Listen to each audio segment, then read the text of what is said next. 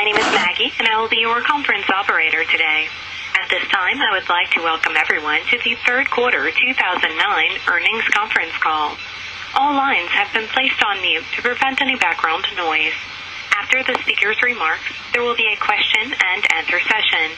If you would like to ask a question during this time, simply press star, then the number 1 on your telephone keypad. If you would like to withdraw your question, you'll press the pound key. Thank you, Mr. Gar Jackson. You may begin the conference. Good afternoon, and welcome to the Pacific Sunwear of California conference call announcing the company's fiscal third quarter financial results. This is Gar Jackson, Vice President of Investor Relations. This call is being recorded, and the playback will be available starting today, approximately 2 hours after the call, through midnight on November 23rd, 2009. It can be accessed at 800-642-1687 or 706-645-9291, passcode 386-67329. The call will also be archived on the PacSun website at www.pacsun.com through midnight on March 11, 2010. Your speakers today are Gary Schoenfeld, Chief Executive Officer, and Mike Henry, Chief Financial Officer. Today's call will be limited to 1 hour, and questions will be limited to 1 per participant. Before I turn the call over to Gary, I'd like to note that statements and discussions during today's call will contain forward-looking information, including forecasts of future financial performance and statements about our future prospects and proposed developments or business strategies. Actual results can differ materially from those projected or reflected in our forward-looking statements, and reported results should not be considered an indication of future performance.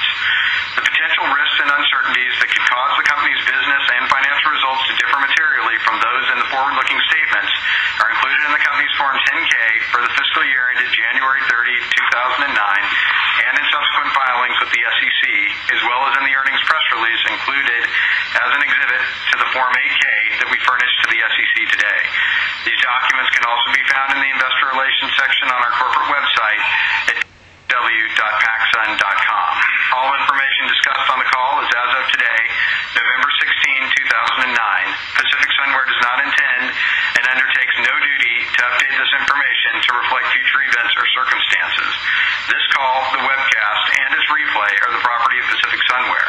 It is not for rebroadcast or use by any other party without the prior written consent of Pacific Sunwear. With that said, I'll now turn the call over to Gary. Thank you. Good afternoon, everybody, and thank you for joining us. It's been a little over 4 months since I took over as CEO. And as a turnaround situation, I knew there'd be a number of issues we would need to tackle simultaneously, and I'd like to give you an update as to how we are proceeding against our key strategic initiatives. And then I will speak briefly about current business trends, after which Mike will give more detail on our Q3 results and Q4 outlook. We're attacking our business with 4 essential priorities. First is people and culture. The question was asked of me on my first call in August, was I going to make any changes to the leadership team? For obvious reasons, that was not something I could speak to publicly at that time. Yet affecting a transformation in leadership, accountability, teamwork, and an absolute commitment to wow our customers every day are among my highest priorities. In terms of leadership, we have 5 key positions that we are looking to fill with great talent and experience. A GMM to drive our juniors business, a head of stores to lead our team of 11,000 store managers and brand reps who touch our customers every day, a chief marketing officer that can help reconnect our customers with PacSun and our brands, an SVP of operations, and a vice president of merchandise planning and allocation. I'm quite excited about the caliber of candidates that share our vision for reestablishing PacSun as the leader in the teen market, and look forward to hopefully announcing some key additions to our team as we go into the early part of next year. And yet at the same time, I can assure you we're not waiting to fill these key positions in order to effect change. From a teamwork perspective, our team broadly defined has to include all functions here at headquarters, our field team across all 50 states, our more than 200 associates in our distribution center in Kansas, as well as each of the key brands that we work with, and all of our key suppliers in Asia and other parts of the world. Each person in each function has to recognize its interdependencies, and we have huge potential if we can truly collaborate, which I'm quite confident this team is embracing. Second is product. Historically, Pack Strength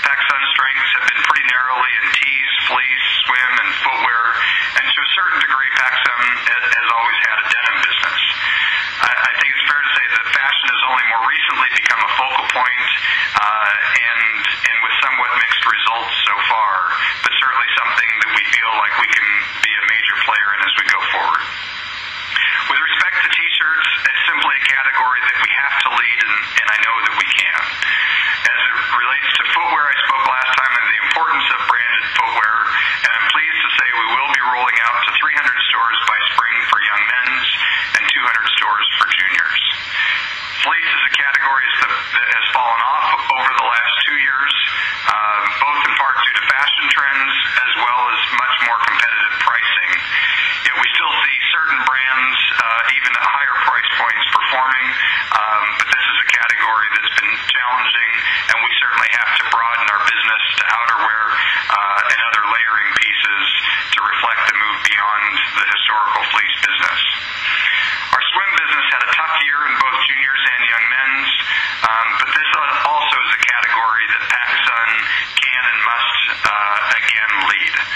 As we look ahead to this spring, I'm quite excited about the technical story that we'll be telling in board shorts that I think will be impactful in terms of the overall presence in the stores, as well as an opportunity to have higher price points.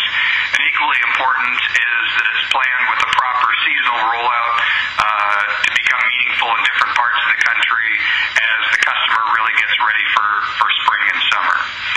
In juniors, I think we've taken some steps to address the shift to lower price points, acknowledging that retailers like Target have become a leader amongst girls in this category, and we're actively having conversations with our key heritage brands to recognize that there probably are some changes that need to further be made for all of us to regain this critical segment.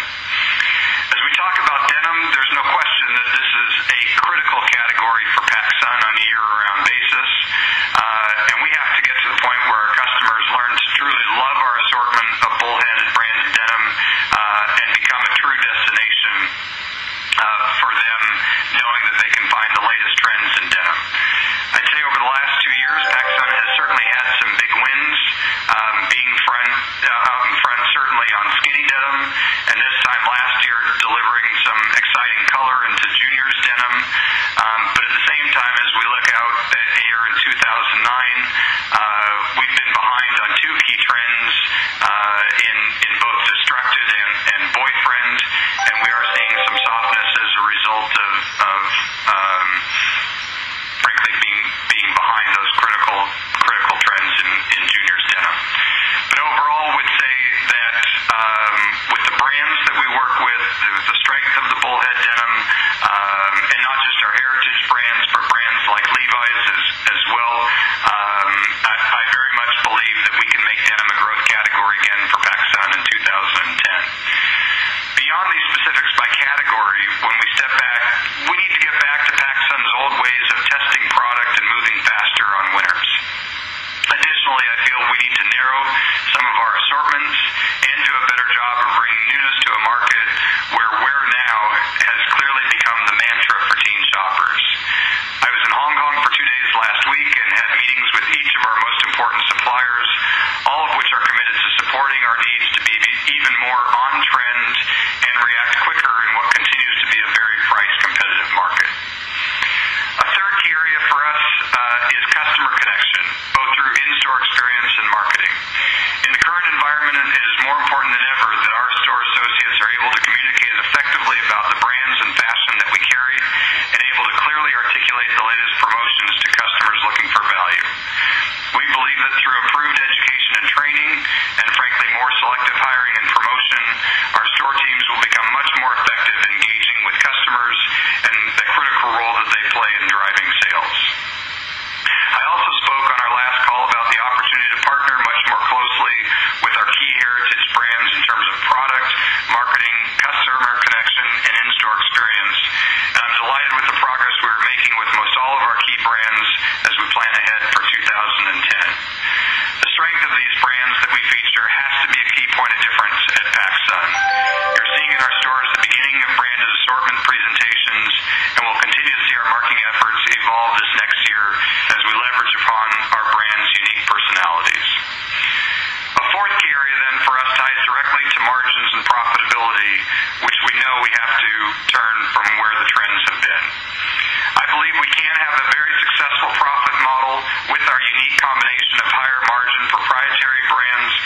combined with a much stronger presence of branded apparel, footwear, and accessories. One of our biggest internal initiatives that we've launched over the last 60 days is to move towards a much more thoughtful localized store assortment and allocation process in order to make this happen. We simply cannot be successful without a much deeper understanding of our different customers and how their style and brand preferences vary across 900 stores in 50 states. Simply put, we are missing sales, hurting our margins, and damaging the customer experience by having had too much of a one-size-fits-all approach to merchandising. This will absolutely be a key initiative for us to implement in 2010, and with more details to follow on our next call, we'll include the migration away from value stores as a distinct store grouping within PacSun. Turning to current business trends, through the first 11 weeks of Q3, we were performing at the higher end of our internal expectations and poised for what we thought would be significant improvement in fourth quarter. I know we are not alone, yet for reasons that still aren't easily explained, we have seen a dramatic fall-off over the past 4 weeks that has left us little choice but to lower our internal expectations for holiday. We've tested some different pricing strategies for denim, which are encouraging. We're modifying product and promotion strategies given what we see in the marketplace, and our field team is committed to maximizing each opportunity with every customer. We're also chasing a few items in juniors fashion that we've missed, but at this point, our overarching commitment is to sell through our seasonal goods and avoid any substantial carryovers of inventory into spring. Thus, while we still expect to improve our bottom line compared to Q4 last year, retail and teen spending on apparel continues to be far from recovered and seems likely to result in what will still be a pretty challenging period for our business. So as I turn the call over to Mike, I will sum up by saying, as I did the first day I walked in, our mission is for PacSun to once again become a teen's favorite place to shop. With our unique combination of brands, coupled with the scale and capabilities to design and source great proprietary product, we can have a unique and compelling proposition for our targeted 16 to 19-year-old customer. A turnaround of this magnitude is never easy, and we still have a lot of work to do, but with a commitment to both teamwork and individual excellence, and a culture grounded in trust and knowing our loving our customers, we remain focused on our ability to reclaim PacSun's rightful position at the top of teen retailers across the country. Mike? Thanks, Gary. Good afternoon, everyone. I'll now cover highlights of our third quarter performance and then discuss our fourth quarter guidance. Total sales for the third quarter were $268 million this year versus $324 million last year. Same-store sales declined 18% for the quarter, primarily due to a decrease in total transactions. We ended the quarter with 904 stores versus 940 stores a year ago. Gross margin was $73 million, or 27.4% of sales this year, versus $93 million, or 28.7% of sales last year. Merchandise margins improved 170 basis points. Distribution costs declined by $2 million and 20 basis points due to improved operating efficiencies in our Olathe distribution center. Buying costs decreased by $400,000, but deleveraged 20 basis points on lower sales. Occupancy costs declined $100,000, but deleveraged 300 basis points on lower sales. SG&A expenses declined to $89 million, or 33.3% of sales this year, from $95 million, or 29.5% of sales last year. The $6 million improvement in SG&A expenses was primarily due to store payroll savings. Non-cash store asset impairment charges were $9 million this year versus $10 million last year. Our income tax rate for the quarter was 31.6%. Net loss for the quarter was $10.9 million, or 17 cents per share, versus a loss of $3.5 million, or 5 cents per share last year. On the balance sheet, we ended the quarter with $96 million in working capital and no borrowing-based debt. Our inventories are lower by 26% per square foot on a dollar basis versus a year ago. Now turning to our fourth quarter outlook. Through the first 11 weeks of the third quarter, our same-store sales had declined 17%. Over the last 4 weeks since then, our run rate has dropped off by approximately 10 points. Although we do not expect this run rate to continue throughout the fourth quarter, we are clearly off to a slow start. We're also seeing signs of increased promotional activity among our peers that we expect will create additional competitive challenges as we progress through the quarter. As a result of these factors, and assuming same-store sales decline in the low 20s for the quarter, we expect to report a loss of 28 to 35 cents per share. We currently expect SG&A